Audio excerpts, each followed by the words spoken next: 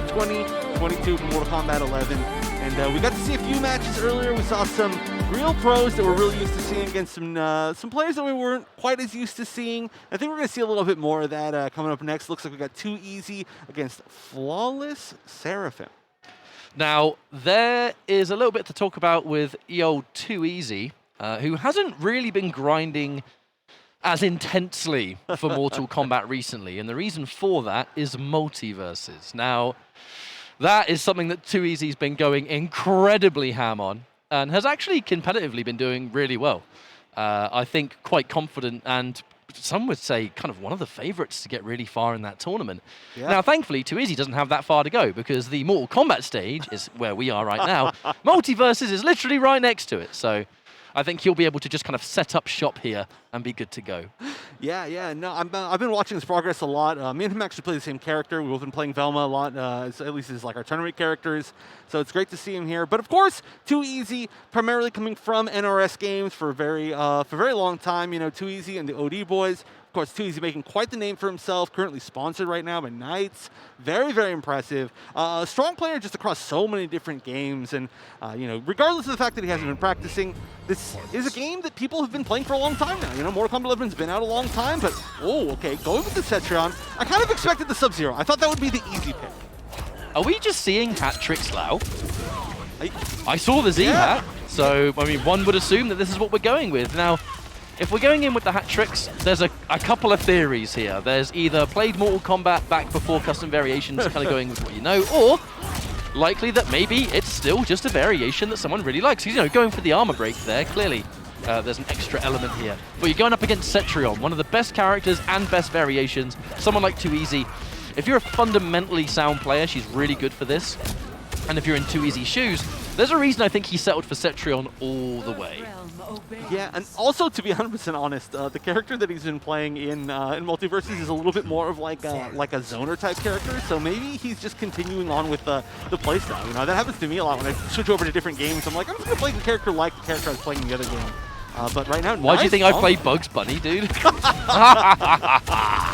Because you're a bad person. Because I'm 30 and I grew up watching Looney Tunes. Anyway, that's fair. As we now go into the rest of this round, so far, anti-air rock, the trade's really just good for Too Easy because keeping that full screen presence, nice little throw tech.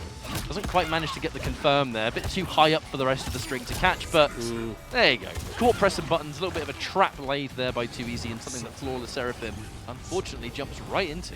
Yeah, but I do have to say, you know, the one moment that Flawlesserafim like actually took control of the match, it looked really good. You know, the combo was really clean, the setup was good. Of course, Too Easy guessed correctly on that Oki situation, but I feel like if Flawlesserafim does get in and get a knockdown, there's the potential for something to happen in this match, especially, of course, you know, having the Z-hat, it's a very Oki kind of based move. Of course, you got to get in first. Easier said than done against Cetrion. Preemptively sticking out that standing one on its own, kind of ready for a potential jump out, and that's one element, and yeah, oh, that hurts. Yeah. And that's just going to take it away. Now, one of my concerns is, I'm not sure about this variation against this character, purely because full screen, you're not going to get enough. Up close, I'm kind of looking at the fact that Too Easy already has like one game on the board here, and is the kind of player that's not really shy from being able to just press buttons to challenge your offense. So going for like Z-hat stuff, just really trying to uppercut all day, every day. And Too Easy says, no, mate, this is my set. Yeah, that was actually a beautiful bait, by the way, man. Like the dash forward, dash back to try to like pretend that he was throwing.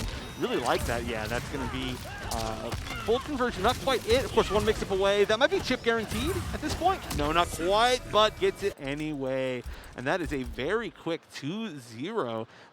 You know, going in, this is classic Too Easy, though. Too Easy's biggest strength, in my opinion, is that he's such a flexible player. He will play characters where he can zone, and then the moment he gets an offensive, like, advantage, I guess you could say, like the opportunity arises, he's just suddenly, like, in their face and mixing them. And he shows it a lot with a lot of his characters. You know, he played a very, I want to say like lame Sub-Zero until he could mix you. And then he played Shang Tsung in the very same way, Cetrion the same way. It all just fits his playstyle in that way. There's a character that's pretty good at fighting Cetrion. Kano's one of the higher characters on that list, I reckon. We've just seen that over and over again. But What kind of variation are we looking at? That's always the question. It can be so game, especially with someone like Kano, who has a million different variations you can play.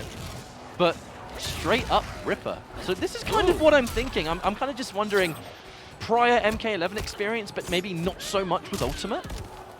That's possible, yeah, because I think we usually see the bio pull, right, in this matchup. It controls that perfect space that Sechon wants to be at, and it can punish certain things very, very well. I'm just mostly thinking the fact that Ripper now is fundamentally a irrelevant variation, because the parry is just, you can take the parry and just give it basically anything better. Yeah.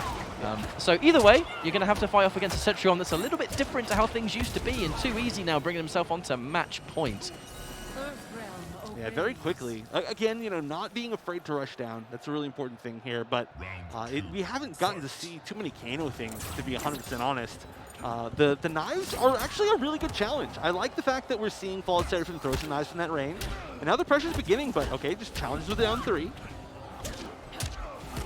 Quite confident there wasn't going to be an airborne Kano ball there, but I do wonder, you know, Kano's floaty jump, is that next jump going to be one of those kind of mix-ups, you know, jump into Kano ball maybe? Either way, not a lot of time left to figure it out. A clean punish as well, plus frames into even more chip damage. Things are starting to add up, and we are entering Fatal Blow territory. Yeah, sure, but what's it going to do? Yeah, I'm actually, I kind of wish that we saw some more risks taken here from Flawlesserafim. Like, just block Hannibal, just do some things to throw Too Easy off because he's too comfortable. And right now, this looks like this could be it. Yeah, guaranteed chip after that back 3 hit at least. The pressure was too much.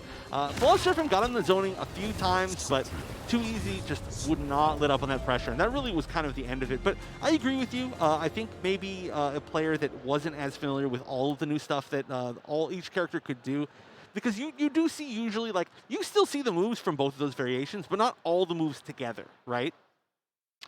Exactly that.